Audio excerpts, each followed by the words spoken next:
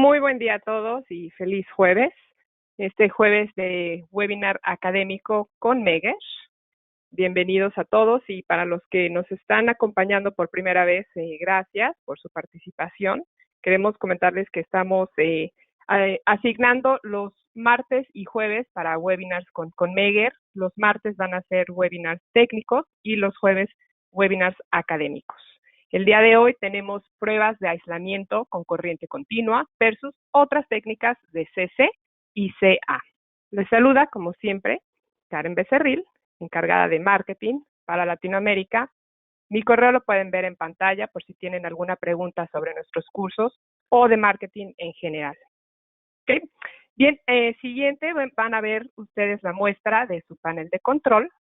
A través de esta presentación nos pueden estar enviando sus comentarios, sus preguntas y al final de la sesión vamos a asignar unos minutos para tratar de contestar lo más que se pueda. Esta sesión está siendo grabada por si tienen que desconectarse. No se preocupen, yo voy a estar compartiendo esta grabación en los próximos días. La página oficial que les comentaba de los webinars, la pueden ver, es csa.meger.com/webinars. Ahí están enlistados todos los webinars, entonces ustedes ya pueden inscribirse totalmente gratuitos, solamente tienen que elegir la sesión que gustan participar, darle doble clic y esa los va a llevar a la página de inscripción. Entonces, ya están todos habilitados, por favor, háganlo y visiten la página. Y sí van a recibir un certificado de asistencia a estos webinars académicos, sí vamos a compartir un certificado de participación. Y ahora sí, vamos a presentar a nuestros disertantes del día de hoy. Tenemos a Jorge Correa Abarca. Él es nuestro ingeniero en aplicaciones para el área de Get y Low Voltage, su correo en pantalla. Y también tenemos a Roberto Sartori, nuestro gerente regional para el área de Mercosur, también su correo en pantalla. Y también recordarles que estamos aquí para ustedes por cualquier pregunta que tengan. Y ahora sí, arrancamos con este material. Adelante, buenos días a ambos. Es todo tuyo el micrófono. Buenos días a todos. Gracias, Karen, por todo lo que haces por nosotros. Gracias a toda la gente que está escuchando, que se está conectando. Vemos que, bueno, esto ha sido un récord. Tenemos más de 2.000 inscritos y ya casi 800 personas viendo online. Creo que, no sé, esperemos que el sistema nos brinde el apoyo, el sistema técnico nos brinde el apoyo para que todas puedan ingresar. Si algunos no alcanzan a ingresar, bueno, vamos a tener la grabación. El tema de hoy es bien interesante, es bien abarcativo y esto que tengamos tantos asistentes es bien interesante porque la gente puede participar. Meger trata de brindar siempre su conocimiento, su experiencia de más de 100 años en el tema y es una humilde colaboración que estamos haciendo para la gente que está pasando por un momento difícil que no puede salir a trabajar. También, como hay tanta gente nueva, supongo que habrá muchos estudiantes. De hecho, estamos saludando a las universidades que nos están compartiendo. Sabemos de la universidad en Bolivia, en Chile, a las cuales mandamos saludos, a los señores profesores. Vamos a tratar de hacerlo más respetuosos y estar a la altura de la circunstancia, porque hay mucha gente que tiene alto nivel y también gente que está estudiando, así que trataremos de ser lo más abarcativos para todos. El tema en sí es interesante para todo el mundo, ¿no? Porque cuando hablamos de pruebas eléctricas y pruebas de aislación, creo que a todos la gente que está en el rubro eléctrico les interesa, a las cuales también les mandamos nuestros saludos y explicarles que nuestros respetos porque son los que mantienen las líneas eléctricas vivas y son los que garantizan que la gente les llegue los suministros y que están haciendo una tarea muy importante hoy por hoy, tanto la alimentación como la salud como la energía son los rubros principales a mantener. Así que bueno, nuestros saludos y nuestros respetos a los colegas electricistas y los ingenieros que están asistiendo a este webinar. Bueno, nos vamos a centrar básicamente en las pruebas de corriente continua. Les quiero comentar esto. Creo el 70% vamos a hablar de las pruebas de corriente continua, en los cuales el ingeniero Jorge Correa es el gran especialista. Y yo voy a mencionar algo sobre las pruebas en corriente alterna. ¿Qué pasa? Las pruebas en corriente alterna son muy específicas también y tenemos especialistas para cada caso De hecho, tenemos muchos webinars que están viniendo para especificar en cada caso, en cada técnica, cuál es el desarrollo de la aplicación. Lo bueno que al final, como mostramos acá en el índice, al final va a haber un cuadro comparativo, porque mucha gente todavía puede estar un poco confundida porque hay tantas técnicas y qué técnica tengo que aplicar según qué aplicación. Entonces, al final de todo vamos a mostrar como una especie de mapita o cuadro comparativo para que dar una idea de qué equipo usar en cada ocasión. Bien, avanzando rápidamente, vamos a ceder la palabra al ingeniero Jorge Correa sobre lo que son las pruebas en corriente continua. Después detallaremos más sobre las justas pruebas. ¿Sí? Adelante, Jorge. Un placer. ¿Qué tal? Buenos días. Buenos días desde Santiago de Chile. Muchas gracias, Roberto, por la invitación. Y bueno, vamos a hablar un poco en este modo que tenemos todos home office, o casi todos, y esperando que todos se cuiden bien. Bueno, eh, estas pruebas de corriente continua para Meyer son muy importantes. Tenemos más de 100 años trabajando estos temas. Y bueno, el objetivo de aplicar cierto un aislamiento, voltaje, corriente continua, es indicar el estado de aislamiento a partir de una medición, ¿cierto?, de resistencia respecto a un potencial de tierra. Y lo que se busca con estas pruebas, ¿cierto?, es detectar presencia de humedad, elementos contaminantes y envejecimiento sobre el aislamiento. ¿Ok? Bueno, la degradación, digamos, del aislamiento es un proceso normal que comienza desde el momento que el equipo se instala, ¿cierto? Está instalado y se empiezan a producir esfuerzos durante cierto tiempo, esfuerzos normales, que podríamos considerarlo la vida útil del equipo. Esto puede durar décadas y va a depender. Sin embargo, pueden haber esfuerzos anormales que pueden provocar una aceleración de este proceso, un envejecimiento, ¿ya? Y alterar la vida útil del elemento. Entre ellos tenemos los esfuerzos eléctricos. Muchas veces hemos sometido, ¿cierto?, nuestro equipo a sobretensiones, bajas tensiones que fatigan el aislamiento, ¿cierto? También pueden haber esfuerzos mecánicos, eh, ya sea por golpes, cables aplastados, ¿ya? Eh, que pueden hacer en motores, pueden haber paros violentos, ¿cierto? O arranques frecuentes, vibraciones. Esos elementos también afectan a la larga el aislamiento. Podemos tener ataques químicos, vapores corrosivos, suciedad, aceites, ¿cierto?, que pueden reducir el aislamiento. Bueno, estrés térmico, o sea, sobrecalentamiento, sobrecalentamiento o enfriamiento brusco que pueden hacer que se expanda el aislamiento, se contraiga y bueno, y a la larga puede afectar también el tema del aislamiento. Y un elemento que se puede, entre comillas, controlar, ¿ya?, que son los agentes externos, ¿ya? La humedad, ¿cierto?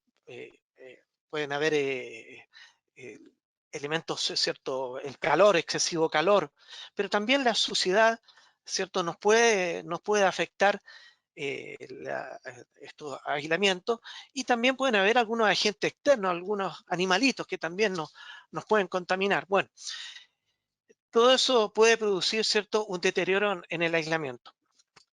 ¿Ya? Bueno, ¿por qué hacemos pruebas? Bueno, el propósito de las pruebas de aislamiento es identificar envejecimientos prematuros, saber qué nos está sucediendo, cuál es la causa de estos envejecimientos y poder establecer medidas correctivas, ¿cierto?, para dichas situaciones, ¿ya? Aunque hay casos, ¿cierto?, que las caídas de la resistencia puede ser repentina, por ejemplo, que se inunde un equipo eléctrico. Eh, Sin embargo, generalmente podemos tener un tiempo bastante extenso para poder detectar, ¿cierto?, una falla en etapas tempranas. Entonces, la clave de esto es el mantenimiento preventivo, hacer pruebas regulares y establecer tendencias. Bien, bueno, En pruebas de corriente continua tenemos dos equipos característicos, ¿ya? Una es el probador de resistencia y aislamiento, lo que se conoce como la prueba del Meyer, ¿ya? Y también tenemos las pruebas de alto potencial o de voltaje aplicado, más conocido como la prueba del HIPO. ¿Okay? Bueno, en sí, el equipo de corriente continua, estas características normalmente inyectan un voltaje que en algunos casos, ¿cierto? Coincide o puede acercarse al voltaje nominal, su equivalente, ojo, aplicamos acá corriente continua, y van de los 50 volt a 15.000 volt. Cuando aplicamos un voltaje continuo, va a circular una corriente y por ley de Ohm, ¿cierto? Vamos a medir esa resistencia de aislamiento, que puede estar en los rangos de los kilo ohm y hasta los teraohm. ¿Ok? Por otra parte, tenemos, ¿cierto? Los equipos de alta potencial o tensión aplicada, como es el HiPod, que también lo que hacemos es verificar las rejillas dieléctricas, ¿cierto? Del material aislante. La diferencia es que aquí siempre vamos a nivelar al voltaje nominal y vamos a ver si puede sostener, ¿cierto? El voltaje nominal. Como estamos aplicando tensión continua, normalmente este valor de prueba va a ser mayor al voltaje nominal en los terminales de prueba. Lo que hacemos es variar este voltaje nominal, ¿cierto? Desde cero, y lo que vamos a ir midiendo es una corriente circulante en miliampere o microampere, que ya más adelante, pero es la corriente de fuga. Y la idea es que cuando estemos aplicando este voltaje no haya una ruptura en el aislamiento. Bien. Bueno, eh, regularmente hay, eh, la gente pregunta qué voltaje aplicar, cuáles son los valores a aplicar. Hay muchas recomendaciones, muchas normas y también hay normas y reglas mnemotécnicas, ¿ya? Lo que nosotros recomendamos, ¿cierto? Están en muchas publicaciones, pero lo más recomendado es regirse por los estándares o por las recomendaciones, por ejemplo, en este caso la ANITA para el megómetro, ¿cierto? Hay valores a aplicar para equipos de 250 volt, inyectemos 500 volt, 600 volt, 1000 volt, la GDC, para 5000 volt, 2500, y podemos aplicar incluso en motores. Por ejemplo, hay normativa de aplicar 10.000 volts sobre 12.000 volts y ya equipos sobre 35.000 volts vamos a aplicar 15.000 volts. Eso es más o menos en los equipos con el megómetro. A su vez en el HiPod, bueno, en el HiPod siempre vamos a aplicar un voltaje equivalentes al voltaje nominal y vamos a hacer que este voltaje, vamos a ver si se sostiene en el tiempo. Una regla mnemotécnica, ¿cierto? Podemos tomar el voltaje nominal, dividirlo por 1,73, que es la raíz de 3, multiplicarlo por 1,41, que es raíz de 2, y tener un valor que se denomina B sub 0. Y ese B sub 0, dependiendo del tipo de aislamiento, ya sea nuevo o utilizado, o usado, perdón, o usado, vamos a inyectar entre 1.1 y 2. O sea, no siempre vamos a aplicar el mismo voltaje de prueba. Va a depender un poco del aislamiento y del uso que tenga a futuro. ¿Ok? Bueno, si ponemos estos dos amigos, ¿cierto? En realidad el megómetro y el HiPod regularmente pueden funcionar como equipo. ¿Ah? Normalmente, y en realidad no solamente el megómetro trabaja con el HiPod, trabaja con otros equipos también, va a ser siempre la punta de lanza y siempre vamos a tener eh, un valor tajante, sobre todo cuando queremos detectar fallas francas, el megómetro en forma muy rápida, como Messi va a meter goles y nos va a indicar un valor, ¿cierto? Que tenemos una falla muy rápidamente. Podemos inyectar hasta 15 kilovolt, se caracterizan porque tienen una baja corriente. Podemos definir tiempos de prueba y eso nos va a permitir establecer tendencias, ¿ya? Medimos en megohm, gigohms, teraohms, hoy día podemos medir, la tecnología lo permite, y hay que tener en cuenta que estos valores absolutos hay que corregirlos a temperatura, eso de acuerdo a normativa. Y el HiPod, ¿cierto? Este es un señor que nos va a calificar si el equipo no puede sostener en el tiempo un voltaje nominal, ¿ya? Y se aplica como dijimos anteriormente, entre 1.1 y 2 veces V sub 0. Inyectamos una alta corriente, también podemos definir tiempos de medida, podemos establecer algunas tendencias, pero aquí vamos a ver si soporta el voltaje aplicado, qué corriente de fuga está surgiendo, ¿ya? Y también si hacemos pruebas y tendencias, debemos hacer correcciones por temperatura. Bueno, de aquí vamos a pasar a Roberto, que nos va a indicar, ¿cierto? Nos va a presentar las pruebas en corriente alterna. Adelante, Roberto. Bueno, muchas gracias Jorge y ha sido muy claro y aparte muy político cuando hablamos de temas de fútbol, no entrar en detalle entre la rivalidad entre Chile y Argentina. Así que bueno, agradecemos mucho. Eh, para hablar sobre las pruebas de corriente alterna, vamos a mencionar en principio en forma práctica cuáles son los principales equipos, las principales herramientas que hay en el mercado. Vamos a mencionar algunos equipos que son de nuestra fabricación, pero bueno, estos se ven en el mercado, no estamos apuntando a ninguna marca en particular, es solamente para que se sepa qué hay en el mercado, ¿sí? O sea, en HiPods tenemos los HiPods de corriente alterna, que son similares a los HiPods de corriente continua que mencionó Jorge, solamente que no pueden afrontar cargas tan capacitivas por ser de corriente alterna. Después vamos a explicar un poquito más en un circuito estos fenómenos. Entonces tenemos HiPods de uso genérico que se utilizan por ahí para pruebas dieléctricas en guantes, en aisladores, en porcelanas, en cualquier tipo de elemento pequeño. Hay HiPods que son específicos, corriente alterna para prueba o continua también puede ser, en cables, y también para pruebas en interruptores, sobre todo en botellas de vacío.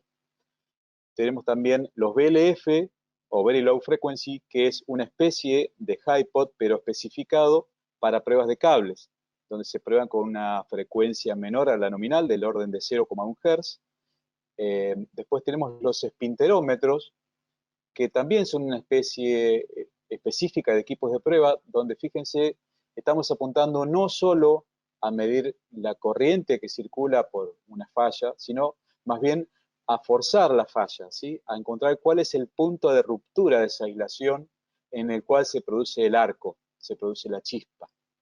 Típicamente los espinterómetros llamamos a los espinterómetros de aceite, de prueba de aceite, pero también existen espinterómetros para probar otros materiales.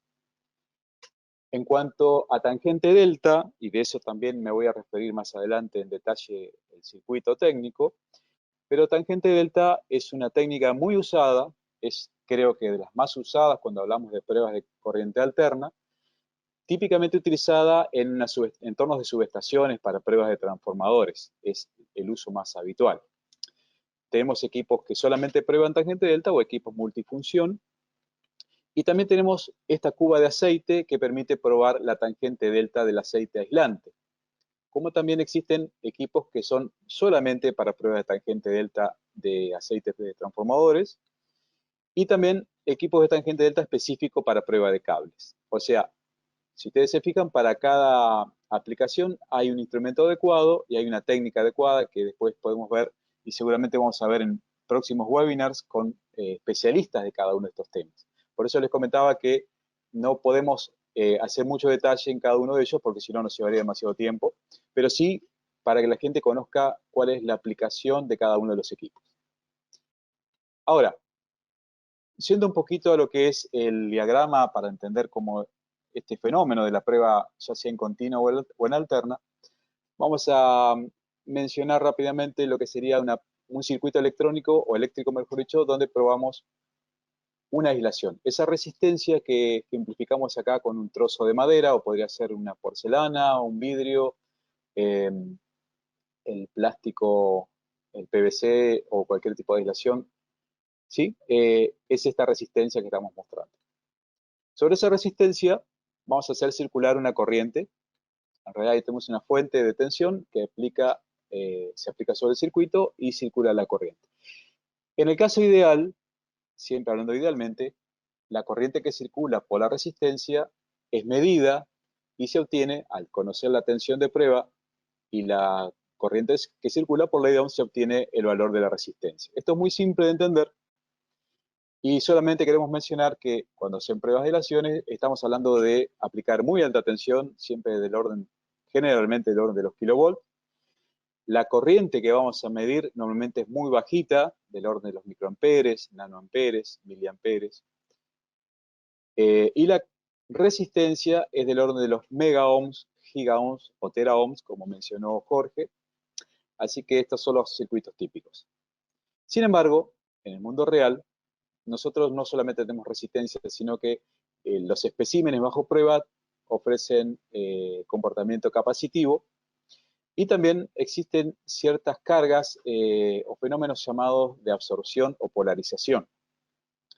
Entonces, cuando aplicamos la tensión de prueba, vamos a ver que no solamente circula corriente por la resistencia, sino este capacitor, que puede ser la estructura del transformador o la forma del cable, la estructura del cable que es cilíndrico, tiene forma como un capacitor.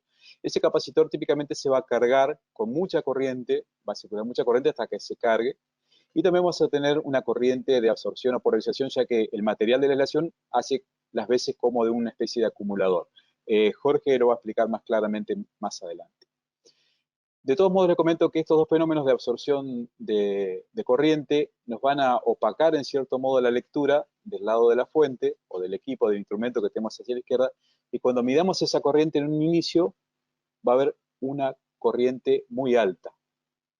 Va a ser una corriente muy alta en un inicio, y tampoco vamos a saber asignar si esa corriente es realmente debido a la resistencia, es una incógnita.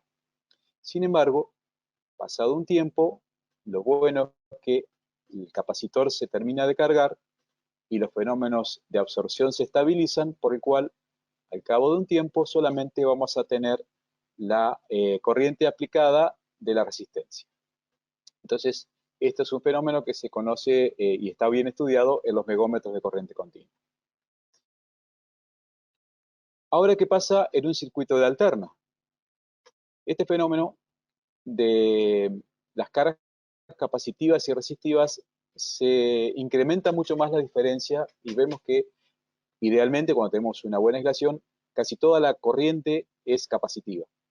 Y por otra parte, no solamente que es así, sino que también es bidireccional. O sea, nunca ese capacitor va a quedar saturado, sino que va a estar constantemente cargando y descargándose, por lo cual el flujo de corriente que nos va a insumir en el equipo va a ser muy grande.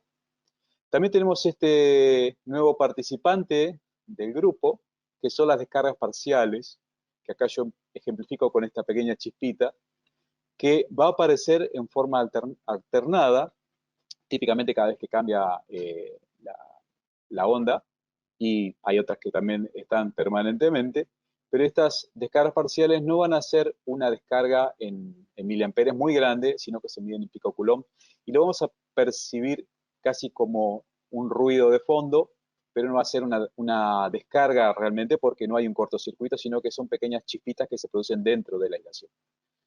Con todo esto, ¿qué tenemos? En el equipo, en el instrumento, vamos a medir una corriente muy grande, de la cual mayormente es capacitiva y la parte resistiva es una incógnita y realmente es muy pequeña. El valor obtenido no va a ser, ahora sí, la resistencia, sino la impedancia. Y la resistencia, como decía, es una incógnita. Otro problema, otro fenómeno que vemos es, como yo les comentaba, que hay mucha circulación de corriente, la carga es muy grande y las fuentes tienen que estar sobredimensionadas para poder afrontar esas cargas capacitivas. Fíjense, por ejemplo, un equipo de tangente delta pesa casi 40 kilos y eroga mucho más corriente que un megómetro que inclusive es de más tensión, de más voltaje, pero no llega a los 7 kilos y es solamente 6 miliamperes, pero con eso satura las capacitancias, por ejemplo, de un cable largo. Bien, ahora sí vamos a ver un poco más qué es esto de la tangente delta, que es la herramienta que nos permite a nosotros despejar un poco, no tanto la resistencia de la aislación, sino cuál es la calidad de esa aislación. O sea, no nos enfocamos tanto en medir valores en megohms o cuál es el nivel de la aislación, sino la calidad de la aislación. Y le explico por qué. Cuando tenemos, en el caso ideal de una resistencia pura, de un circuito donde solamente circula corriente por la resistencia, vemos que a la tensión aplicada le corresponde una corriente que está en fase, son cargas lineales. Entonces, podemos ver que tanto tensión como corriente están en fase, y ahí la medición sería, realmente si pudiéramos tener este caso, la corriente medida corresponde 100% a la resistencia, y podríamos llegar a hacer el cálculo de cuál es el valor de la aislación en base a la medición de esa corriente. Por otra parte, tenemos otro mundo ideal, que nos haría muy felices, y a la gente de mantenimiento haría muy feliz encontrar esta condición, donde el 100% de la corriente sea capacitiva. Entonces, cuando la fuente está inyectando corriente, tenemos 100% de carga capacitiva. La tensión y la corriente van a sufrir un desfasaje de exactamente 90 grados, ¿sí? Y podemos verlo fasorialmente de esta forma. Entonces, estaremos muy contentos porque cuando medimos con un equipo de tangente delta, por ejemplo, detectamos que no hay resistencia de fuga, no hay fallas de aislación, no hay ni siquiera un índice de pequeña fuga por la parte resistiva. Ahora vamos al mundo ideal, al mundo real, mejor dicho. En el mundo real se produce esto. Tenemos una pequeñísima corriente en fase y casi toda la corriente, no sé, el 99% de la corriente es capacitiva, por lo tanto la fuente se tiene que esforzar para cargar esos capacitores, para hacer circular la corriente capacitiva, y el desfasaje ahí que vamos a ver es muy chiquito, es muy menor, es casi imperceptible, y lo que hace el equipo de tangente delta es medir estos componentes. O sea, tenemos un componente resistivo y capacitivo, y el equipo de tangente delta es como que está poniendo una lupa, porque es tan pequeña la proporción de la corriente resistiva que no podemos medirla, pero sí podemos al menos medir el ángulo de esta componente. Lo vamos a ver un poquito más acá. Entonces tenemos este ángulo que llamamos coseno phi. Muchos electricistas sobre todo estarán familiarizados porque es el famoso ángulo de factor de potencia, donde comparamos la componente resistiva sobre la componente total, que la gente que hace corrección de factor de potencia está muy familiarizado. Ahora, el ángulo complementario es el ángulo delta, de la cual obtenemos la tangente, para tener un número fácil de manejar, ¿sí? Que está relacionada entonces con la relación entre la componente resistiva y la componente capacitiva. Esto nos va a arrojar un número que va a ser fácil de manejar. Típicamente se pueden recordar del orden de 0,5, es un valor ya un poco alto de tangente delta, esperamos valores menores a eso. Como pueden ver en esta tabla, obtenemos distintos valores, inclusive de distintas temperaturas y en distintas configuraciones de la conexión. Pero ese sería, en resumen, una vista muy a vuelo de pájaro de qué es la medición del factor de potencia o tangente delta. Bien, pasemos a otro fenómeno que podemos comparar, cómo comparar las pruebas de continua con las pruebas de alterna. Jorge mencionó las pruebas del HiPod. Y el HiPod, o inclusive el megómetro, cuando hace su prueba, está haciendo una prueba en corriente continua, donde se establece esta tensión, que es una fuerza, ¿sí? Un campo eléctrico que se produce entre polo positivo y polo negativo, y estamos forzando en cierto modo la aislación, como hace este señor sobre una pared, empujando, y bueno, si vamos a probar si la pared está buena o no, si va a ser resistente, supongamos que nuestro HiPod está empujando para ver qué tanto resiste la pared. ¿Qué pasa cuando tenemos un HiPod de corriente alterna o un BLF que prueba con corriente alterna? Estamos haciendo un fenómeno un poco parecido a lo que hace el percutor. No sé si alguno de ustedes ha tenido experiencia con lo que es un taladro, por ejemplo, si han tenido que poner un taco Fisher en la pared y han probado en el modo taladro común o en el modo percutor. Es increíble lo fácil que se hace, porque esa vibración, ese cambio, ese sacudimiento, ese cambio de polaridad en la energía hace realmente que sea mucho más potente. Entonces, vemos que es mucho más enérgico, y en el caso que hace una falla, por ejemplo, que haya, supongamos, una aislación que esté deteriorada, seguramente con este método de corriente alterna se va a evidenciar mucho más fácil. Sin embargo, con los HiPod de corriente continua, tal vez que hay una falla a punto de aparecer y el HiPod de corriente continua no lo va a ver. Esa es por ahí la ventaja del HiPod o el BLF. Entonces, ¿qué vamos a obtener? Cuando hacemos la prueba con alterna, mayor estrés, y también aparece el fenómeno que les comenté antes de las descargas parciales, que vamos a ver un poquito más adelante. En cuanto al BLF, es una técnica especial indicada para cables, donde para compensar o para tener más energía disponible, en vez de ser una onda pulsante a 50 Hz, se la hace pulsar a una frecuencia mucho más baja de 0,1 Hz. Y con eso se pueden probar muestras más capacitivas, que son los cables largos, ¿sí? Bueno, en resumen, ¿cuáles son las ventajas y no digamos las contras, pero sí las observaciones que podemos tener a cada técnica?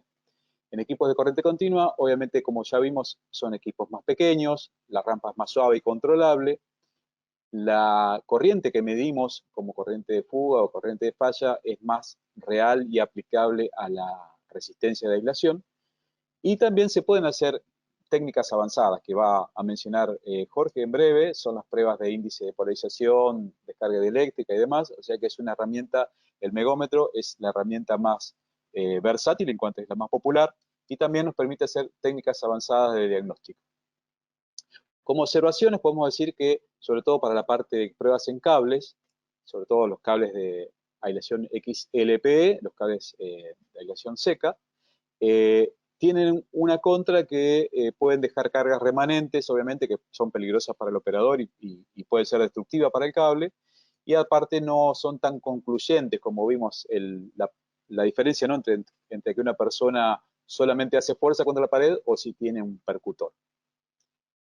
En los ensayos de corriente alterna, podemos decir a su favor que son mediciones más enérgicas, que miden mejor o emulan mejor la condición real de trabajo y no dejan una carga remanente. Al estar pulsando, se cargan y se descargan en forma constante. Pero como ya vimos, son equipos más pesados, no son aptos para cargas muy capacitivas y es más difícil establecer cuál es la resistencia real si consideramos solamente los miliamperes medidos, ¿sí? Ok. Jorge, le cedo la palabra, por favor. Tiene su noble audiencia, más de 1000 personas en toda Sudamérica están atentos a su disertación. Gracias, Roberto. Bueno, siguiendo con las pruebas de corriente continua, vamos a analizar un poco los fenómenos que ocurren cuando inyectamos una corriente continua a un equipo eléctrico, en este caso a un aislamiento, ¿ya? Bueno, vamos a tener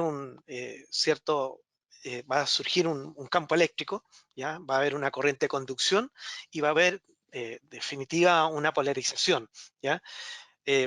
Los dieléctricos tienen la propiedad de absorción permanente y temporal de carga eléctrica, ¿ya?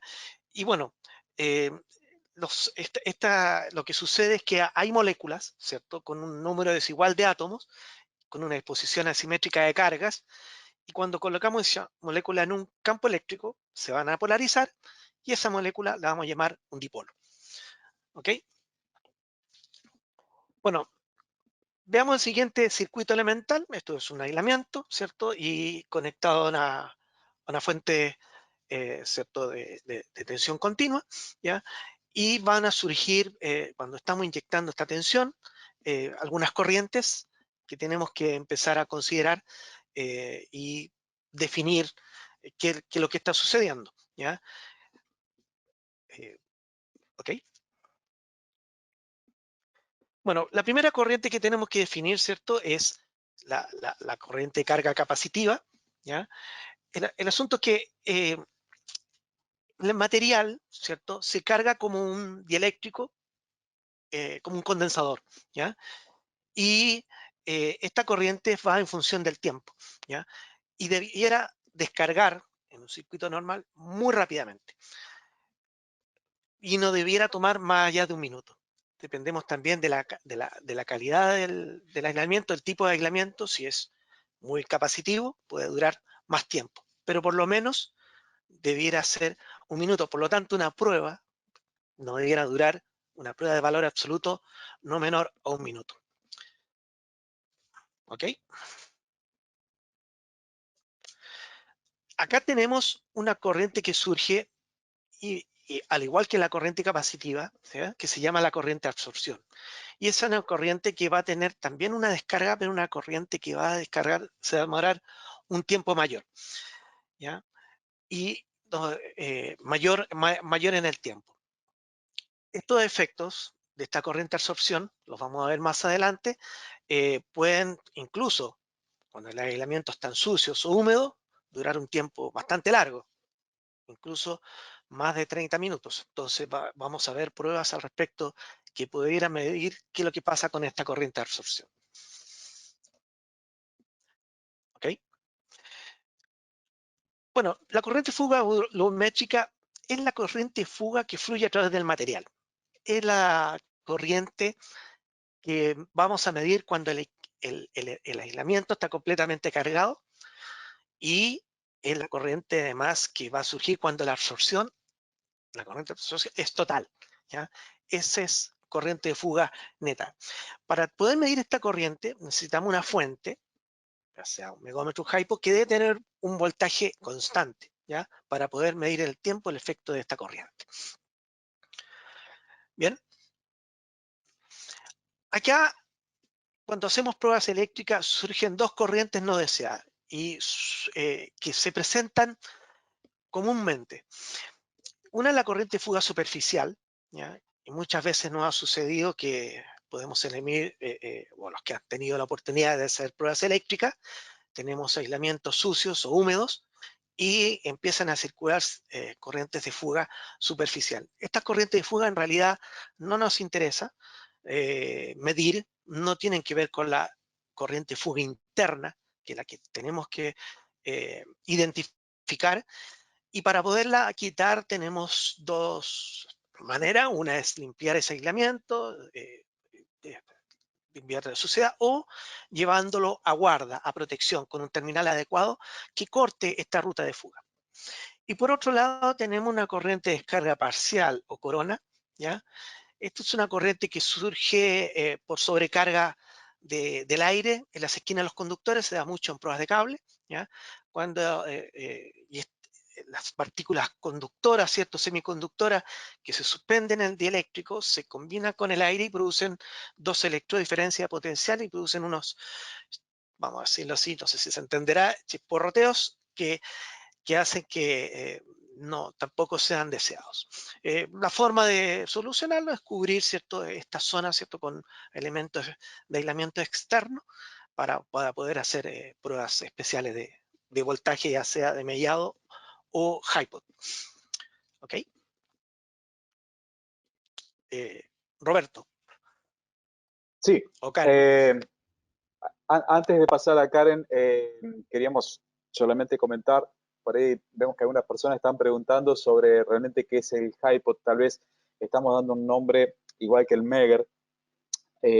Son nombres populares que se le llama al medidor de aislación. O sea, para hablar con propiedad, el megómetro también se le llama medidor de aislación, ¿sí? Pero mucha gente le llama Megger porque, bueno, Megger fue por ahí el primero que se popularizó como una marca, y ahora ya no es casi una marca, sino que se considera como un genérico, ¿no? Y lo mismo con HiPo, es un equipo que, al igual que el megómetro, aplica tensión continua y mide una corriente de fuga, pero no mide en sí el valor megaohms. Y esto lo va a explicar Jorge en las próximas filminas, ¿sí? Así que, Karen, por favor, adelante. Gracias y muchas gracias a ambos por tan buena información. Ok, enseguida van a tener una pequeña encuesta, entonces voy a lanzarla para que por favor nos ayuden a contestar. La siguiente dice, ¿en su actividad usted utiliza alguna de estas técnicas? La primera opción, pruebas en CC. La segunda, pruebas en AC. La tercera, ambas, o bien ninguna. Entonces, si por favor nos ayudan a contestar, y vamos a compartir los resultados en unos segundos. Vamos a tratar de que todos puedan participar. Cuando mencionamos las pruebas de CC o corriente continua, estamos hablando prácticamente el megómetro y el hypo de corriente continua.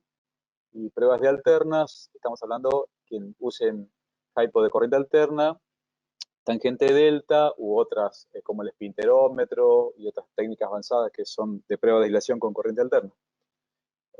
Por último, entendemos que mucha gente tal vez no está usando ninguno de los equipos, si son nuestros amigos estudiantes o profesores, tal vez que todavía no están utilizando instrumentos de medición en la forma práctica, digamos. Así que bueno, esperemos a ver los resultados. Ok, y enseguida vamos a compartir los resultados. Entonces, este dice así, el 27% pruebas en CST, 8% pruebas en AC, 55% ambas, que obviamente es el mayor porcentaje, y 9% ninguna. Ok, muy bien.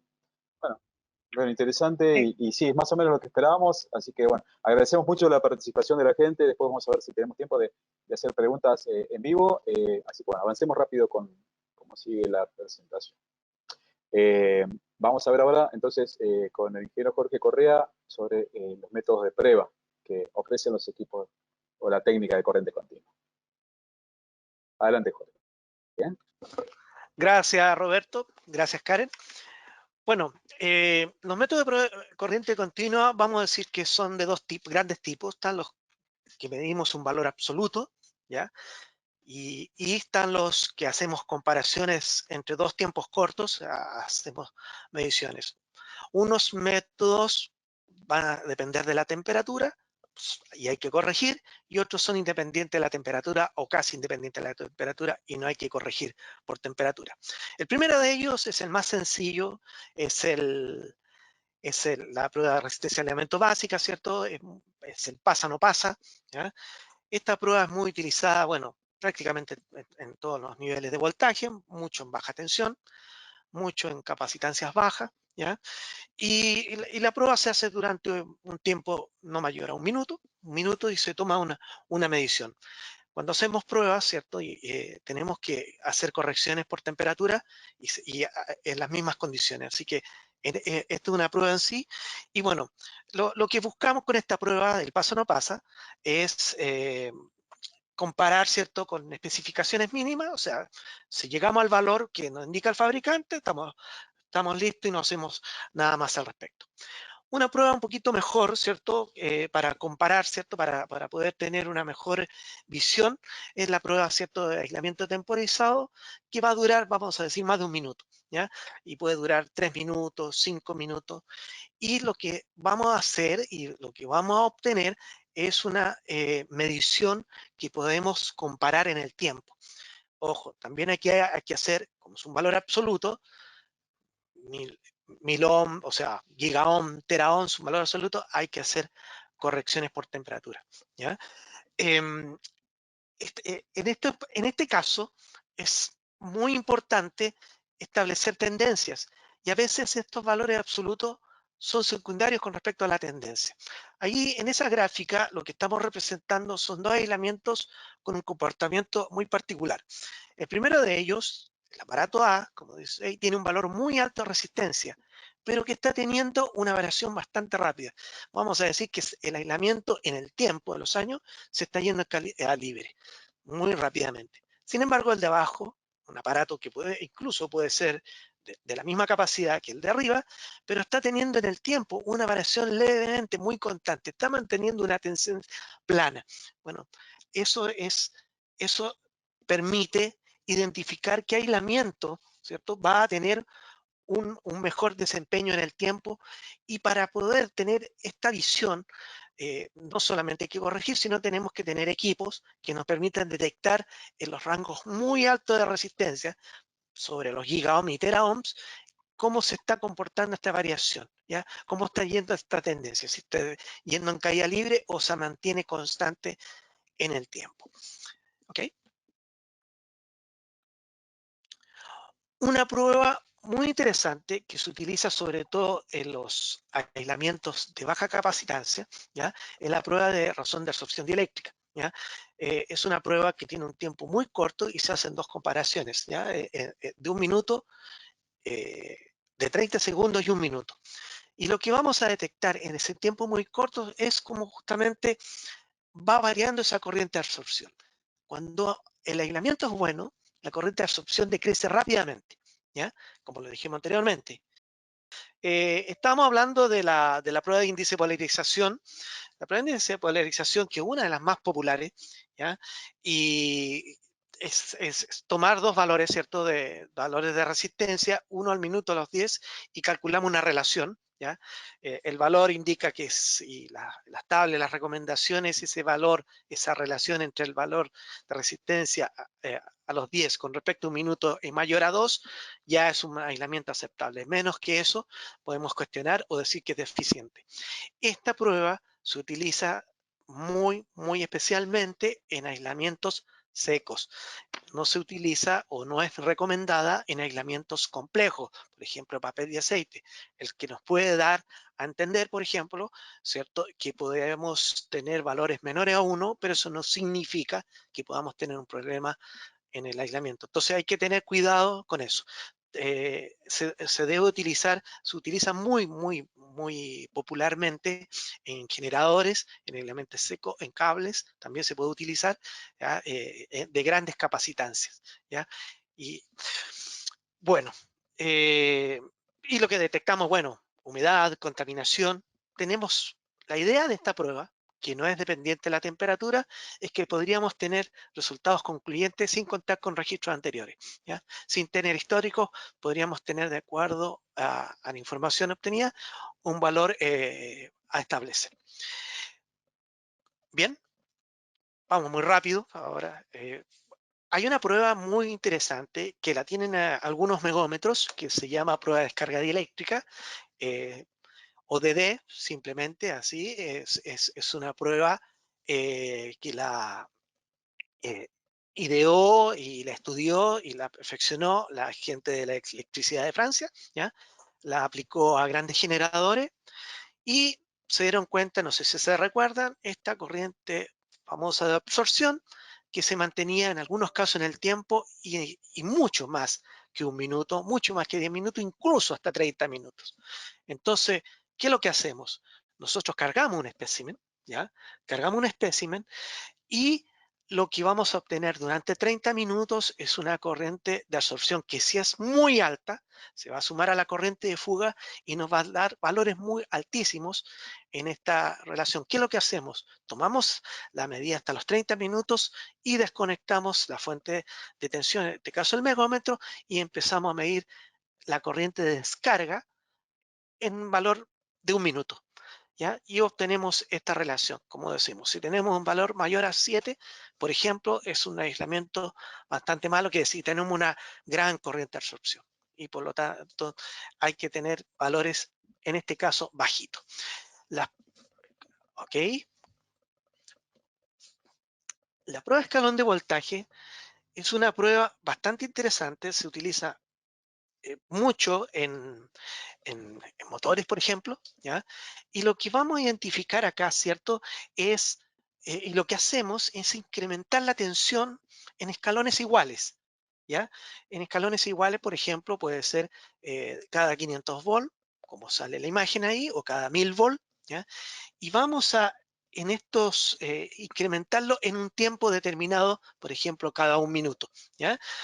¿Qué es lo que obtenemos, ¿cierto? Si medimos eh, el efecto de cada una de esas, eh, de esas variables, podemos obtener a qué voltaje se podría estar produciendo la ruptura. Por ejemplo, ahí en la imagen vemos que la gráfica azul se mantiene más o menos constante, pero la roja, pero la gráfica azul se nos cae. ¿Qué es lo que puede estar sucediendo? Bueno, eh, nosotros cuando inyectamos el voltaje producimos una gran corriente capacitiva que decrece en el tiempo. Cuando tenemos un valor de un minuto, esa corriente capacitiva, en este caso, cuando estamos viendo, no va a ser considerada porque se está descargando automáticamente. Entonces podemos detectar en un valor específico de voltaje cuando tenemos problemas. También es una variable, como es tiempo muy corto, que no depende y no se rige por la temperatura. Bien. Bueno, una prueba muy interesante también es la prueba de rampa, ¿ya? La prueba de rampa, en este caso, lo que tenemos es una tensión continua que aumentamos suavemente y en forma lineal y constante. Puede ser 1 kilovolt por minuto, 2 kilovolt por minuto. No hay escalones, ¿ah? Como el anterior, discreto. Pues a mí se nos cae a 2000, sino que vamos viendo, ¿cierto? Vamos haciendo esta curva, como, vemos en pantalla en estas dos gráficas, corriente y voltaje, vamos incrementándola, ¿cierto? Y vamos viendo en cuál de ellas tenemos una mejor, en el fondo, una mejor sensibilidad de a qué voltaje podríamos tener una ruptura. Podemos comparar entre pruebas, ¿cierto? De un mismo equipo o, por ejemplo, entre fases, fase 1, fase 2, fase 3, podemos comparar entre ellas, se hacen las pruebas por separado y ver cuál es la que tiene un mayor aumento de la rampa, en este caso valor de corriente versus el voltaje aplicado. ¿Ok? Bueno, un resumen de las pruebas que podemos tener en corriente continua, tanto con el Meyer como con el HiPod, por ejemplo, las pruebas puntuales y las pruebas temporizadas, que son dependientes de la temperatura, son valores que hay que anotar y hay que corregirlos, ¿ya? Hay que corregirlo a la temperatura de acuerdo a las recomendaciones de fabricante y a las normativas. Tenemos las pruebas, ¿cierto?, escalonadas en el tiempo, entre dos tiempos determinados, como la prueba de absorción dieléctrica para cargas de baja capacitancia o las de índice de polarización y descarga dieléctrica que se pueden aplicar en grandes capacitancias. Y por supuesto también la prueba de escalón de voltaje y rampa, que la prueba de escalón de voltaje se puede aplicar tanto en el Meyer como en el HiPod. Bueno, algunas consideraciones a tener en cuenta tanto en las pruebas de megómetro y HiPod. Por ahí ya estamos viendo algunas preguntas y preguntan cuándo utilizamos uno u otro, cuál primero uno y otro. Ya vamos a hablar un poco cuál es la dualidad que pueden tener estos equipos y por qué pueden ser en algunos casos complementarios. ¿Ya? Una cosa muy importante de tener en estos equipos y también en todo equipo eléctrico son la buena calidad que deben tener las puntas de prueba. No solamente de calidad de fabricación, sino en el tiempo. A veces los equipos, sobre todo el megómetro, se utilizan muy seguido en ambientes muy rudos, con ataques corrosivos, contaminaciones. Si no tenemos puntas de prueba adecuadas o en buenas condiciones, estamos agregando, ¿cierto?, un camino facilitando a esta corriente fuga superficial las puntas de prueba. También entran en la medida. Así que tenemos que tenerlas en una buena condición. Se sugiere en esta etapa, ¿cierto?, tener puntas de prueba aisladas, ¿ya? Eh, que indiquen, porque puede suceder que en cierto momento pueda haber, cuando estamos conectando, quizás no lo hemos dicho en todas las presentaciones, pero todas estas pruebas se hacen con los sistemas desenergizados, no se hacen jamás energizados. Entonces, pero si puede haber por algún accidente o un mal procedimiento, una energización, podríamos tener voltaje externo presente de la red. Bueno, las puntas que tienen que tener un grado, un nivel de protección. Así que eso es muy importante tenerlo presente. Y por ende, no utilizar puntas desnudas, ¿ya? Lo recomendable es usar guantes dieléctricos, ya siempre. Hay que, todas las medidas de seguridad son buenas, hay que guiarse por los manuales de los fabricantes de equipo y las recomendaciones. Y de buena fe hablamos las puntas de prueba, a veces son un punto de falla que no deseado. ¿Ok?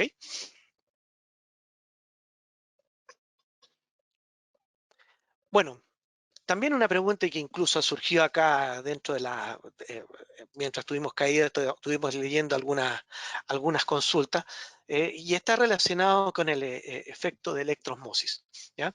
El asunto es el siguiente, en aislamientos antiguos, ¿ya?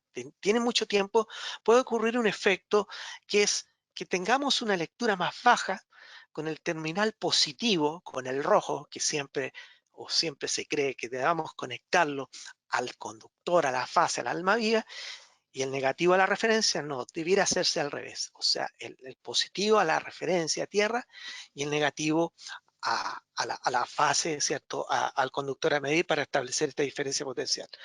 el asunto que si hay presencia de humedad en estos aislamientos antiguos, vamos a tener un valor más bajo. Entonces, y ese es el valor que tenemos que ver. Es mucho más real y es mucho más sostenido de lo que está sucediendo, el valor de aislamiento que estamos leyendo con el megómetro.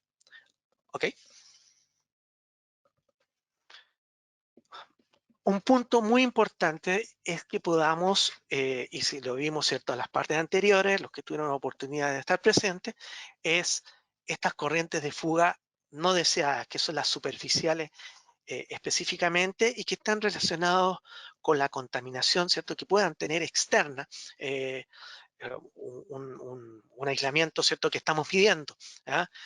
Un transformador que pueda estar sucio, ¿cierto?, su carcasa o los bushing. ¿Ya? La gente que trabaja en alta tensión regularmente, tanto de equipo corriente continua y alterna, antes de hacer pruebas, ellos son muy directos y tienen como procedimiento siempre limpiar estas fuentes. También esto se puede hacer también en baja y en media tensión, pero lo mejor o lo más recomendable, o a veces el tiempo es muy corto para hacer pruebas, es poder tener un sistema que nos permita una protección, en este caso, que nos permita llevar a guardia esta medida. ¿Qué es lo que pasa? Que tenemos como ruta de corriente de fuga, y el equipo puede medir tanto la corriente de fuga interna, que es la que nos interesa medir, y esta corriente de fuga externa. Y nos va a producir un sistema de resistencia, ¿cierto? Dos resistencias en paralelo, que lo que nos van a hacer automáticamente es medir un valor muy bajo de resistencia y vamos a creer que el equipo estamos midiendo problemas. Entonces la sugerencia, ¿cierto?, es llevar a guardia, ¿ya? Puede ser en la carcasa de un motor o en la chaqueta, ¿cierto? La referencia de un cable, como lo que está indicado en pantalla, llevar ese punto a guardia. Y la idea es que el equipo mida esa señal, esa resistencia paralela, esa corriente de fuga paralela, y no la incorpore dentro de la medida. Nos da una medida más real, más fidedigna.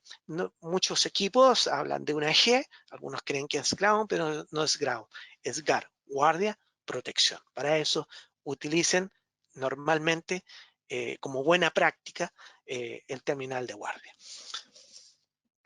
¿Ok? Bueno, aquí hay una figura, ¿cierto? Y esto es muy común en los bushing, en las colleras, y la forma de colectar guardia. La figura a la izquierda tenemos, ¿cierto?, una corriente de fuga superficial, tenemos la interna, ¿cierto?, a través del aislador pasamuro, pero tenemos una externa, que puede haber un ambiente de humedad. Hay ciertos valores de humedad que nos pueden afectar la medida, por supuesto, y también suciedad. Bueno, en la figura de la derecha, con un conductor que abrecemos en cualquier parte de la collera, normalmente la parte del medio, esto es un ejemplo, podemos colocar, ¿cierto?, y abrazar este conductor estagar, vamos a hacer que el equipo pueda medir esa corriente paralela no deseada y no incorporarla en el valor de resistencia total. Eso es muy, muy importante que lo tengan en cuenta como una buena práctica. ¿Okay?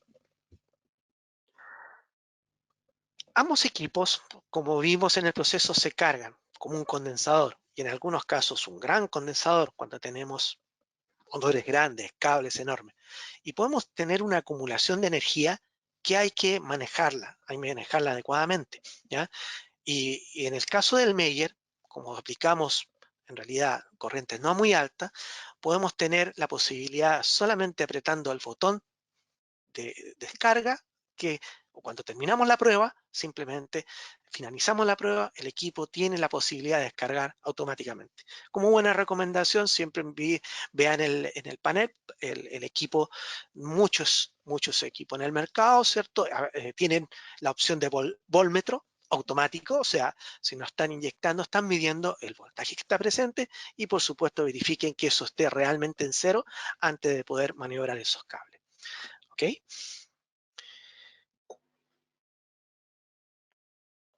En el HiPod la descarga es un poquito un tema más delicado.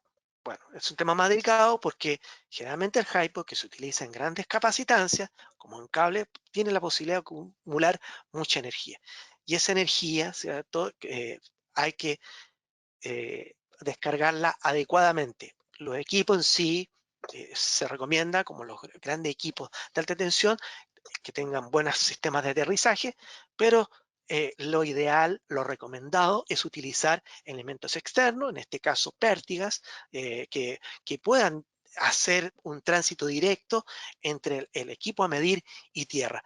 Normalmente eso vienen los manuales, los procedimientos de los equipos HiPo, traen estas pértigas una pequeña resistencia que cuando tenemos un valor acumulado, ya el proceso de descarga a veces es muy lento, ya cuando tenemos grandes capacitancias, como indicamos incluso en algunos elementos, en algunos cables, por ejemplo, de plástico, ese elemento incluso puede durar horas, horas, bastante. Entonces, lo que vamos a hacer es, con esta pértiga, en elemento externo, vamos a llevar a hacer que no tengamos un corto, porque podemos tener 10, 15 kilovolts ya de energía descargándose, pero energía aún, y pueden darnos un lindo corto. No es la idea, no queremos hacer eso. Entonces con este elemento externo, primero usamos la pértiga con la resistencia, y ya cuando tiene valores ya menores a 1 kilovolt, diría 500 volt, ya podemos hacer el puente directo entre ese equipo y entre esa pértiga y tierra. Y este sistema, sobre todo en algunos elementos como los cables plásticos, a veces no hay equipos, ya Roberto va a hablar de otras tecnologías mejores, ya lo dijo, como BLF, pero en este caso hay que dejarlo un buen tiempo descargándose para no tener estas cargas espaciales especiales. Entonces, aquí igual usamos este elemento externo y nos fijamos que el voltmetro indique 0, ¿ya? Cuando indica 0, ya ahí podemos recién desconectar, pero siempre tengan conectado esta pértiga como una buena práctica. ¿Ok? Bueno, como vimos en varias pruebas, la resistencia de aislamiento es afectada por la temperatura.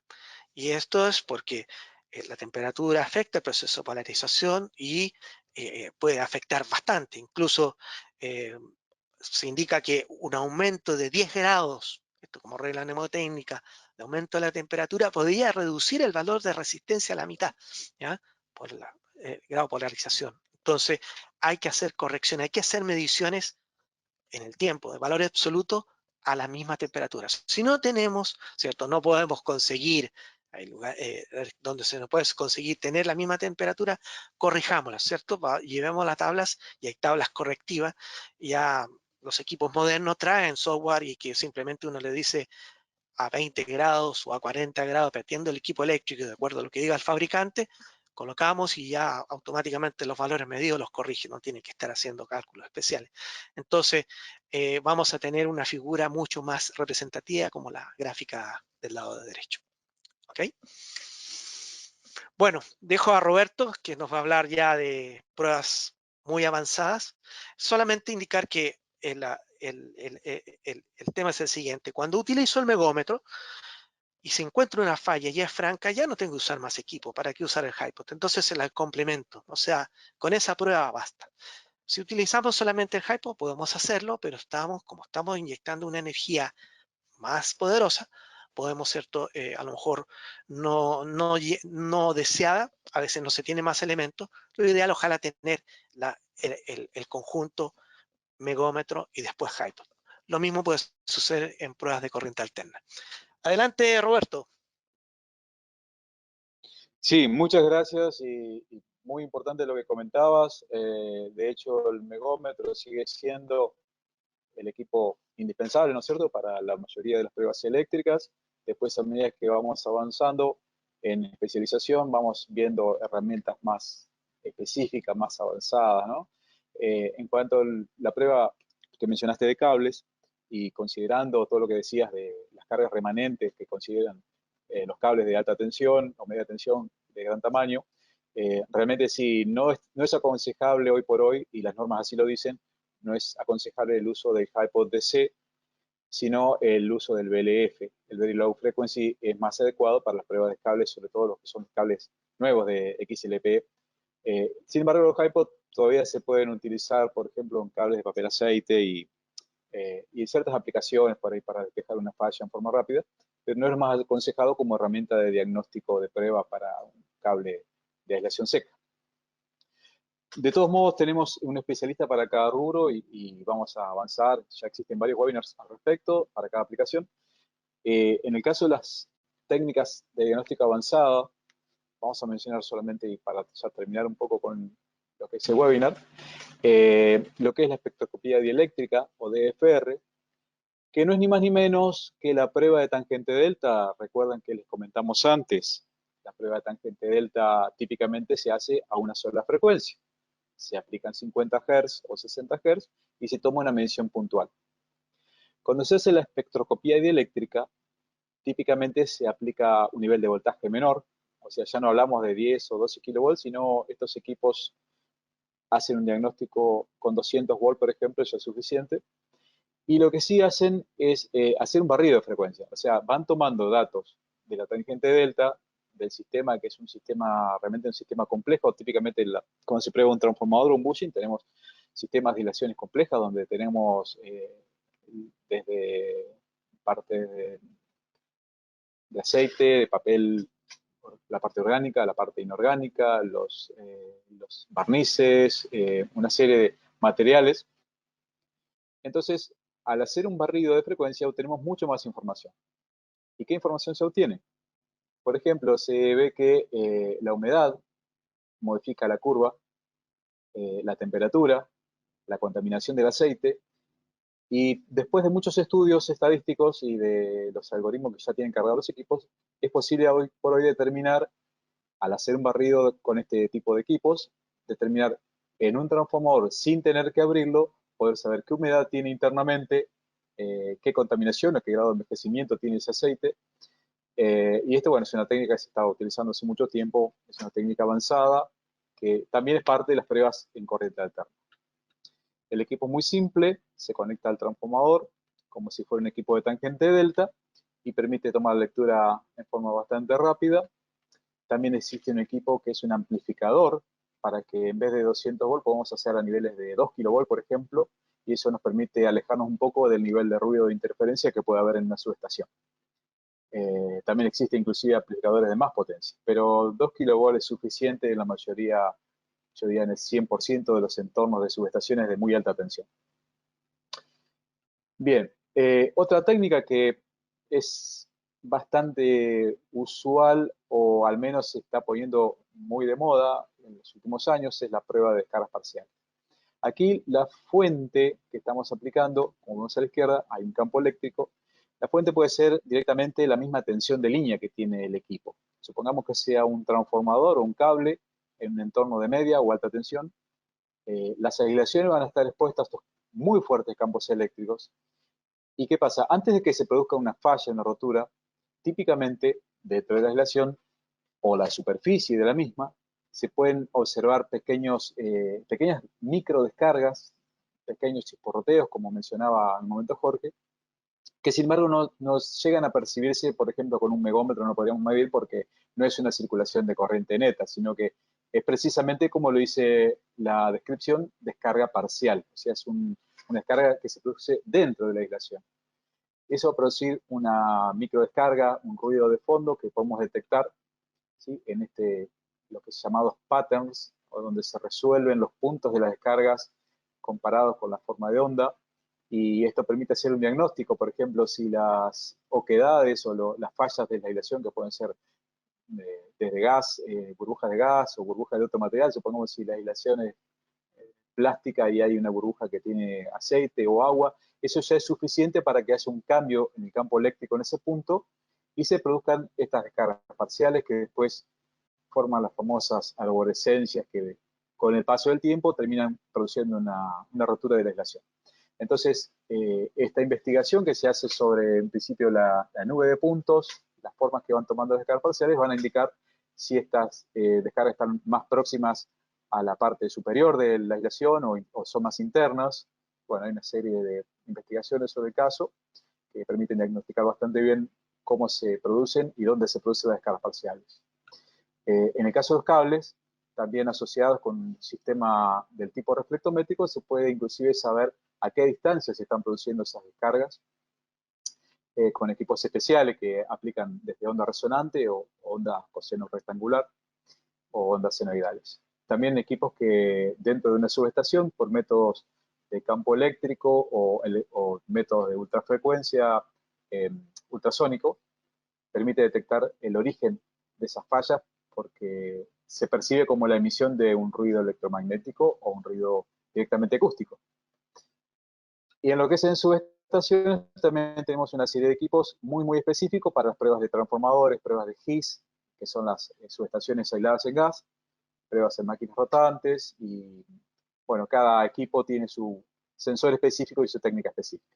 Así que no vamos a ahondar mucho en esto, vamos a dejar a los especialistas del caso que están resolviendo y explicando estos temas en los webinars que ya están en la cartelera de la página de csa.megger.com. Así que bueno, para ya finalizar, y lo prometido es deuda, estamos elaborando un cuadro comparativo por aplicación, que es este que tenemos acá, donde podemos ver, por ejemplo, la prueba del aceite dieléctrico la vamos a dejar sí o sí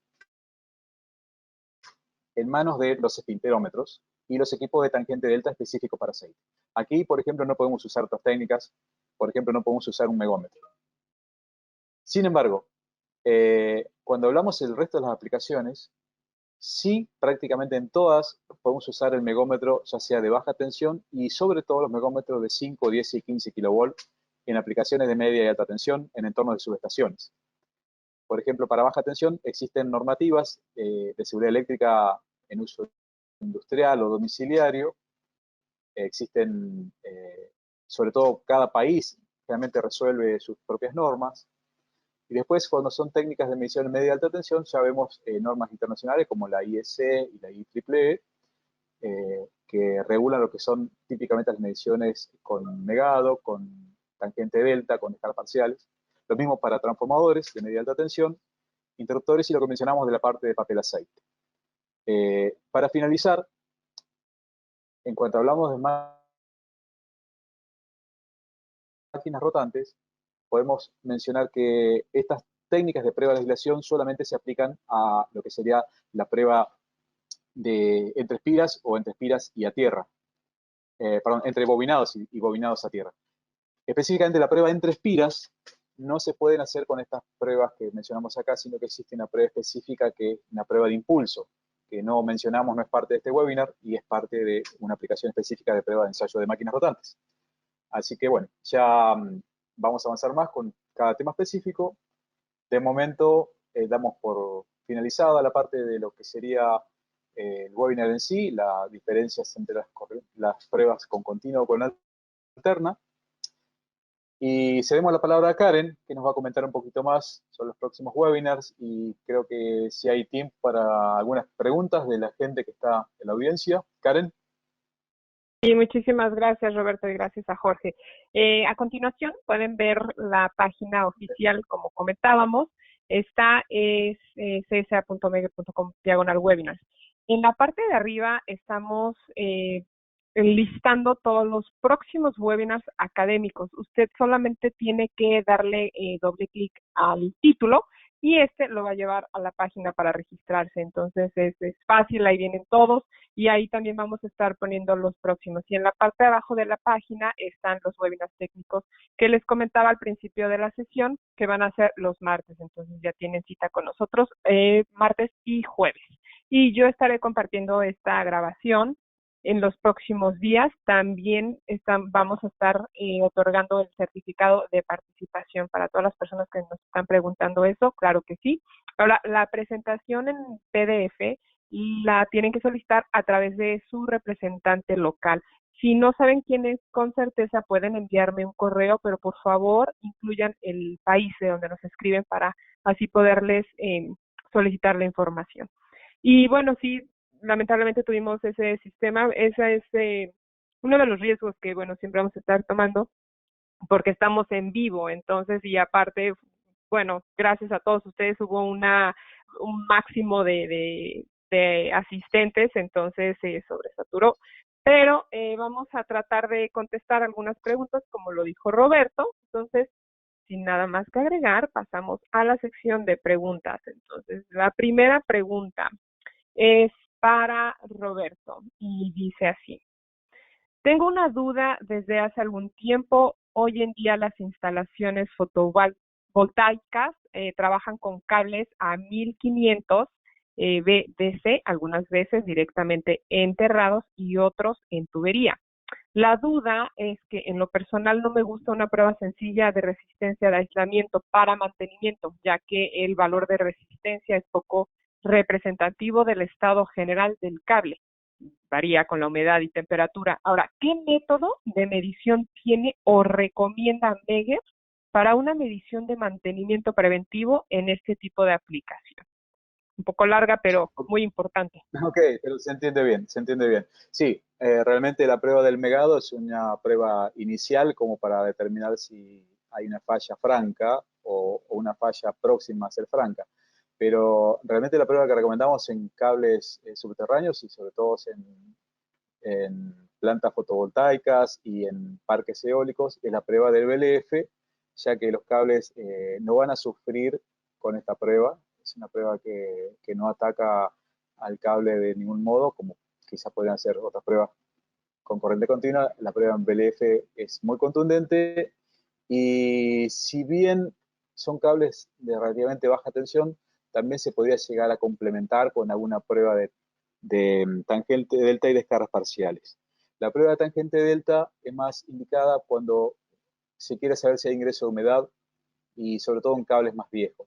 Pero en cables nuevos realmente no aplica mucho la prueba de tangente delta, pero sí la prueba de BLF y eventualmente sería ya hilar más fino, pero si pudiera contar con descargas parciales, podría inclusive saber en más detalle, sobre todo los empalmes, si hay algún problema en un empalme, se pueden detectar prematuramente con una prueba de tipo de descargas parciales.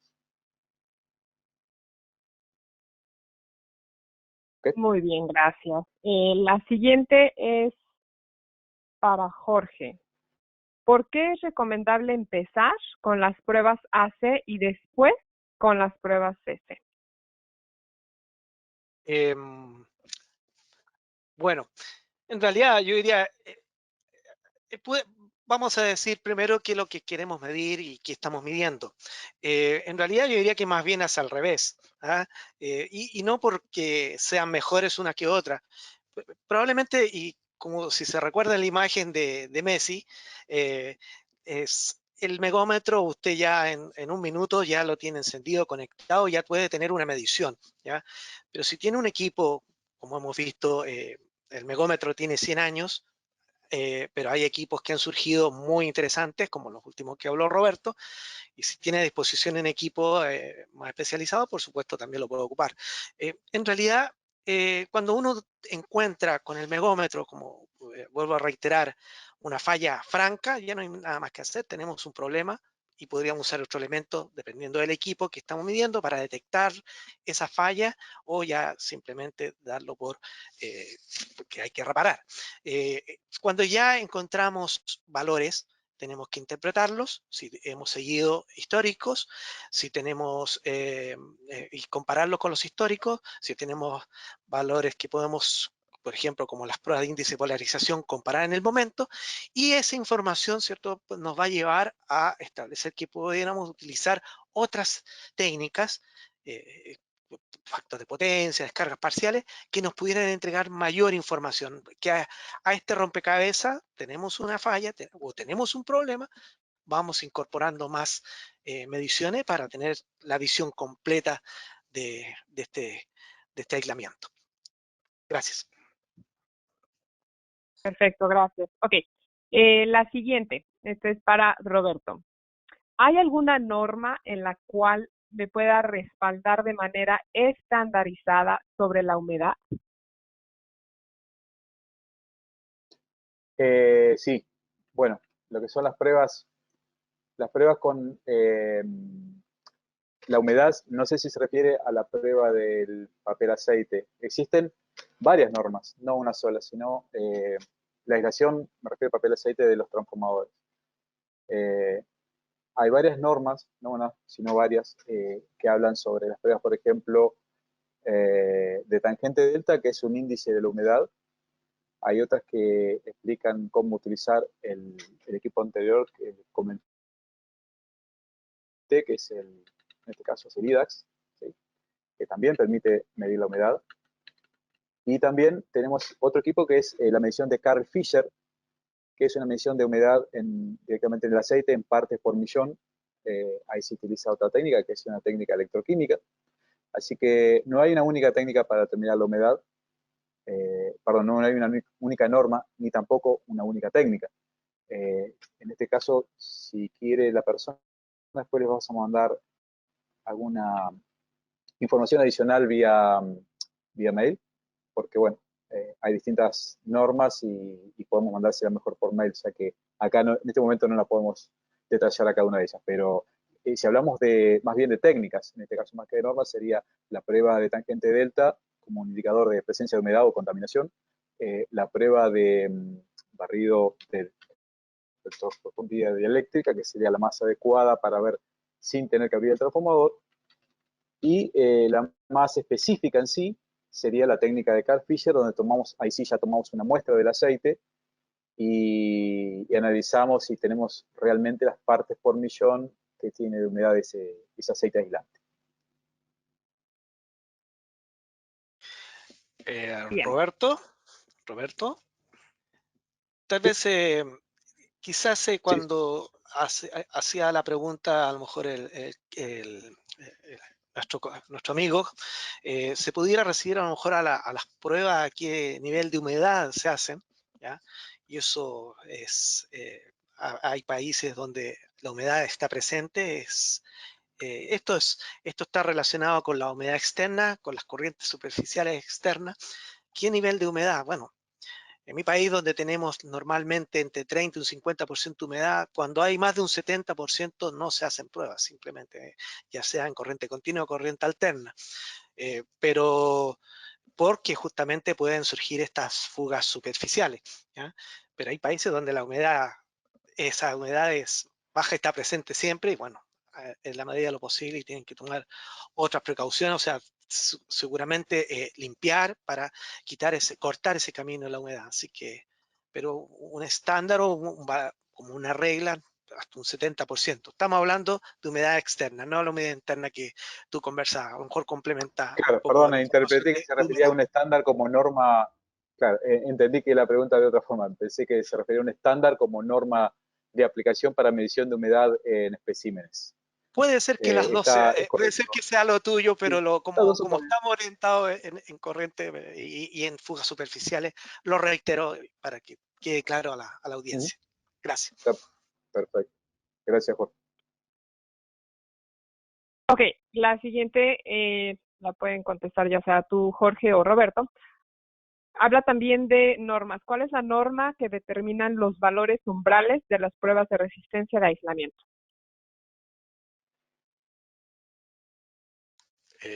Ok. Bueno, Bueno, en el caso, si me sí, dices un segundito, dale Roberto, dale Roberto. eh, ah, claro, en lo que es, en el cuadro acá podemos ver las normas aplicadas, por ejemplo, en pruebas de baja tensión, ¿sí?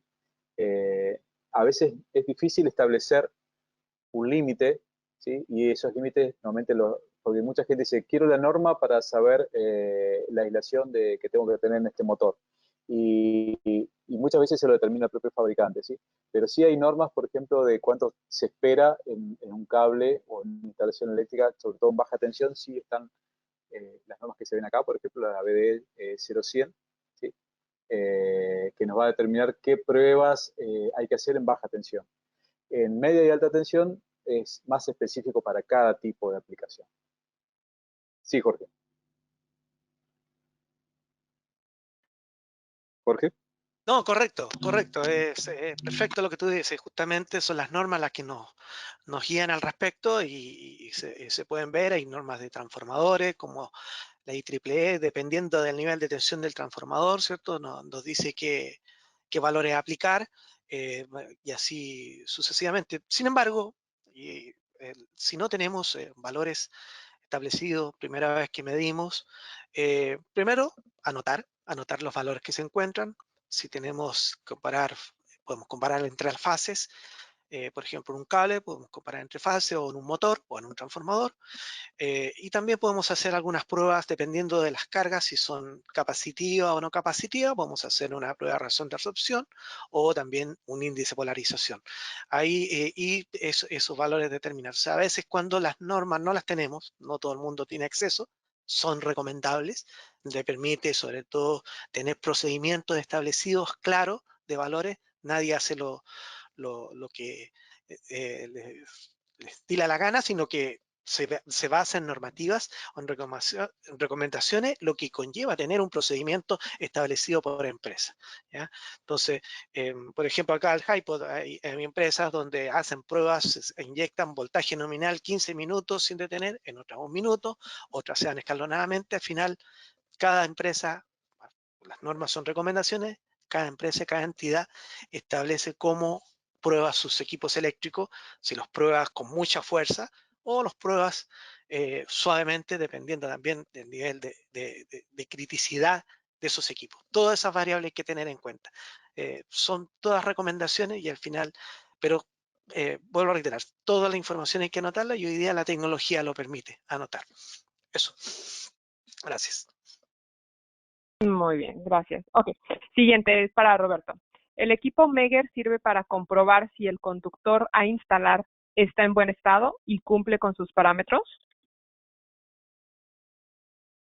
Sí, a ver, en cables de baja tensión, por ejemplo, el conductor de baja tensión, podemos probar el nivel de aislación y muchas veces se informa el nivel de aislación en los cables de baja tensión, pero no así en cables de media y alta tensión. Típicamente el valor informado es el valor de resistencia, de rigidez dieléctrica, ¿sí? El nivel de aislación que tiene el cable. Llamemos 36 kilovolt o 66 kilovolt. Entonces ahí ya se recurre a un equipo como el HiPod o el BLF. Ya el megómetro no puede especificar si el cable comprado está bueno o malo, porque el valor de aislación no es suficiente, sino que hay que hacer una prueba directamente con el BLF. Acá pueden ver, por ejemplo, las normas, la IEEE 400.2, por ejemplo, la que se recomienda para pruebas en pruebas de BLF de cables, y ahí es donde realmente podemos hacer un pasa no pasa y saber si el cable cumple o no cumple, porque el valor de aislación va a ser anecdótico en ese caso, inclusive va a depender hasta del tamaño de la muestra que estamos midiendo, ¿sí? Entonces no es representativo, no es una buena técnica en este caso.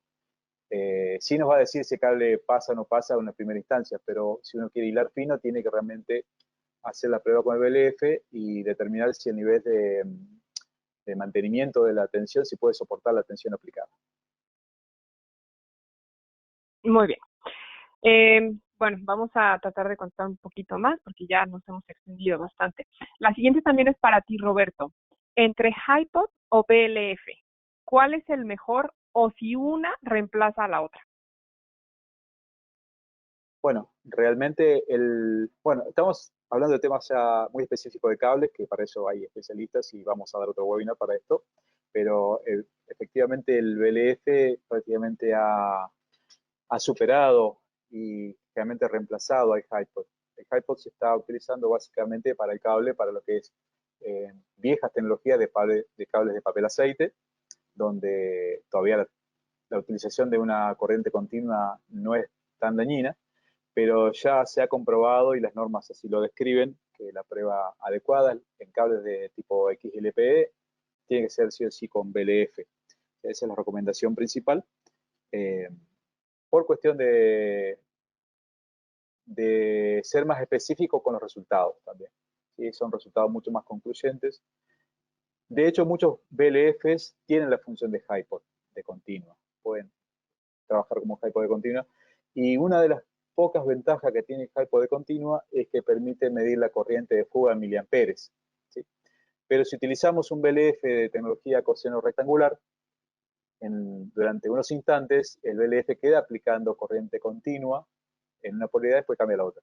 En el momento que está aplicando corriente continua, ahí también podemos hacer la medición de corriente de fuga. O sea que ahí también estaría reemplazando al HiPod, por lo tal yo recomendaría sí o sí si alguien está pensando en comprar un HiPod o un BLF para prueba de cables, que sí o sí compre el BLF. Excelente, ¿Okay? gracias. Ok, ahora nos vamos con Jorge. ¿Qué pasa si aplica más voltaje del recomendado durante la prueba al cable? Eh, bueno, cable o transformador, etcétera. Si hablamos vamos a hablar de cable. Con el megómetro, bueno, pues, la idea es no superar los voltajes nominales, pero normalmente con el megómetro lo que andamos buscando, ¿cierto? Es si la fase está fallada. Eh, en este caso, las pruebas siempre se recomienda hacerlas por fase, no trifásica. Algunos colegas quieren ahorrar tiempo y hacen la prueba, las 3 fases de una. No, hágalo por fase y compare entre ellas. Si falló el sistema, bueno, con el megómetro vamos a buscar la más débil, ¿ya? Entonces, los voltajes a aplicar, bueno, que no superen para los voltajes nominales. En el caso del HiPod es más crítico, es un equipo más exigente, eh, y puede ser, por supuesto, cuando superamos los valores, puede ser destructivo. Por eso la tabla ahí que enviamos, que puede servir para motores, cables, transformadores, la idea es no superar allá lo conveniente los voltajes nominales y la regla mnemotécnica como indicamos, pero lo mejor es guiarse por lo que indique una normativa vigente para poder hacer esa prueba. No acumular cierto más energía a lo que corresponde a un elemento que está bueno. No es una buena idea porque podemos, y sobre todo si hacemos para un cable HiPod, no tenemos VLF, que es la tecnología hoy día más recomendada para los cables plásticos, solamente tenemos HiPod y más encima acumulamos más energía que nos puede llegar a estas cargas espaciales, simplemente estamos debilitando ese aislamiento y quitando muchos años de vida. Así que hay que tener cuidado con los valores a aplicar. Gracias. Muchas gracias, Jorge. Esta también va para ti.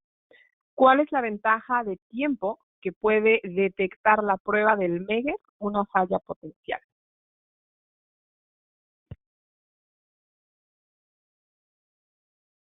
Perdón, había desconectado mi micrófono. Ok, si tenemos a ver, la ventana de tiempo, si tenemos una falla franca va a ser rápidamente, o sea, rápidamente vamos a tener simplemente un aumento de la corriente y vamos a tener una falla determinada, así que eso va a ser muy rápido, bueno.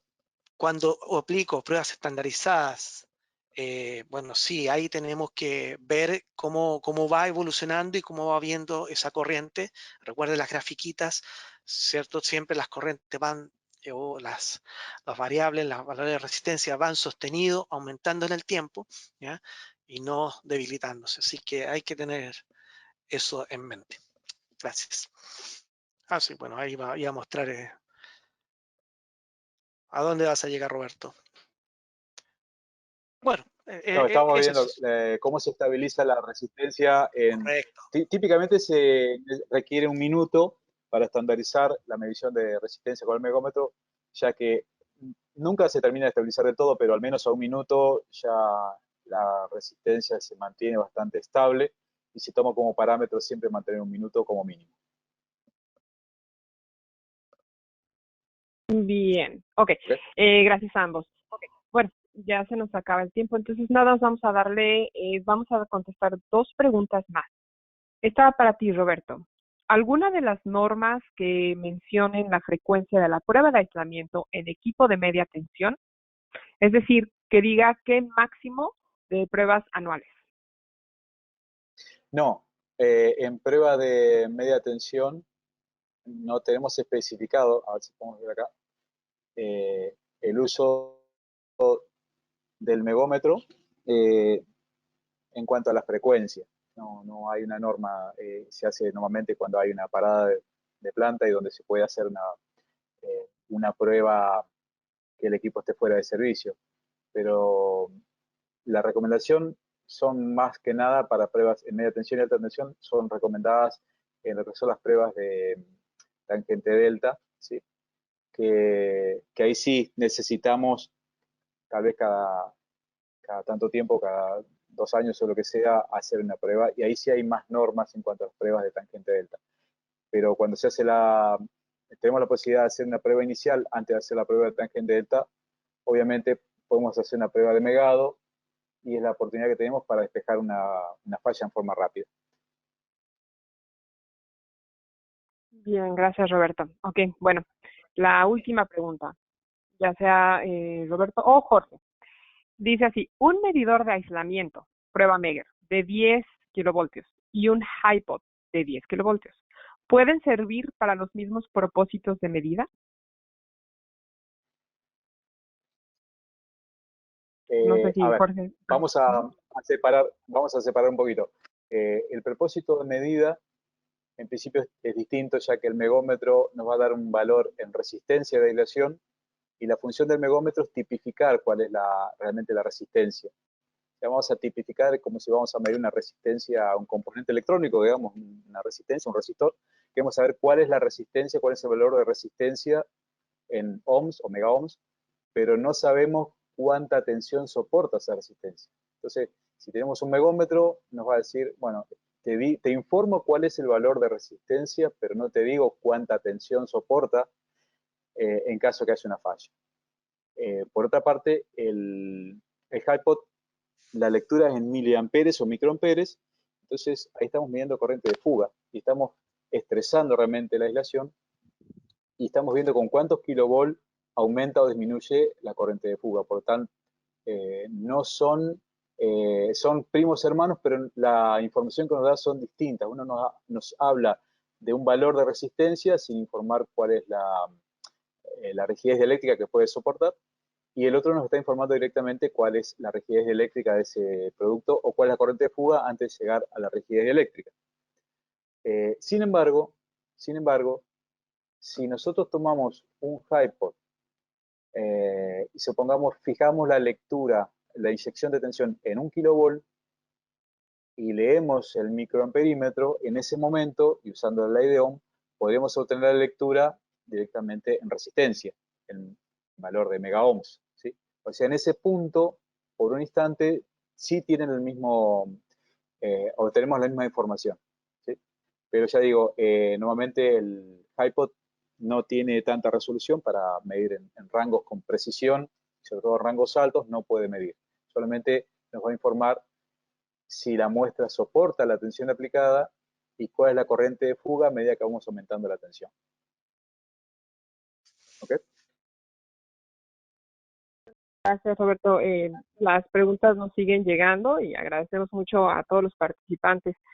Pero bueno, lamentablemente ya se nos está acabando el tiempo. Lo que sí es que todas esas preguntas que no lograron contestarse, sí las vamos a contestar en los próximos días, les vamos a estar enviando un PDF con toda esta información. Así que muchísimas gracias otra vez.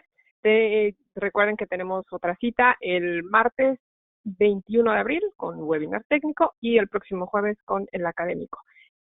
Por último, les queremos pedir si por favor nos ayudan a contestar una pequeña encuesta que se va a lanzar al finalizar esta sesión.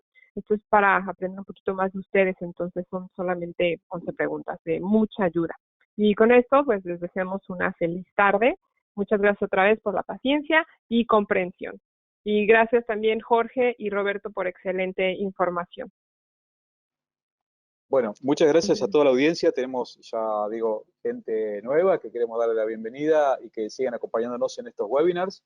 Y tenemos gente que ya hace mucho que nos está siguiendo, a quienes que también queremos agradecer que sigan atentos a toda la información que se propone en estas redes. También otras redes nuevas que estamos haciendo, otros canales nuevos a través de Facebook. Ya los representantes les van a informar. Específicamente estamos haciendo un canal para lo que es los usuarios de los megómetros, ¿sí? Donde se pueden evacuar más dudas técnicas. Así que bueno, los representantes en cada país seguramente le van a informar a la audiencia cuáles serían las formas para ingresar a ese canal específico de usuarios de megómetros. Gracias de mi parte, y Jorge, te cedo la palabra para unas palabras finales. No, gracias por la audiencia, gracias por la paciencia, gracias Karen por todo el apoyo y bueno, sí, nos comprometemos a responder sus preguntas, los que nos hayan dado, vamos a enviárselas, así que las agradecemos. Esto es un crecer, siempre salen dudas muy interesantes y vamos a aclararla en esta respuesta. Si no tenemos, preguntamos allá a los genios de fábrica. Así que muchas gracias a todos, gracias por la invitación. Hasta la próxima. Gracias. Y por último, me preguntan que cómo pueden solicitar el PDF. Me pueden escribir a mí, karen.becerril@meger.com. Por favor, incluyan de qué país nos escriben y con muchísimo gusto nosotros vamos a reenviarle la información a nuestro representante y ellos nos van a enviar la presentación. Ahora, la grabación yo sí la voy a estar compartiendo en los próximos días, de hoy o mañana, cuando esté lista. ¿Ok? Bueno, que tengan feliz tarde y gracias de nuevo. Hasta luego y nos vemos para la próxima. Queda terminada esta sesión.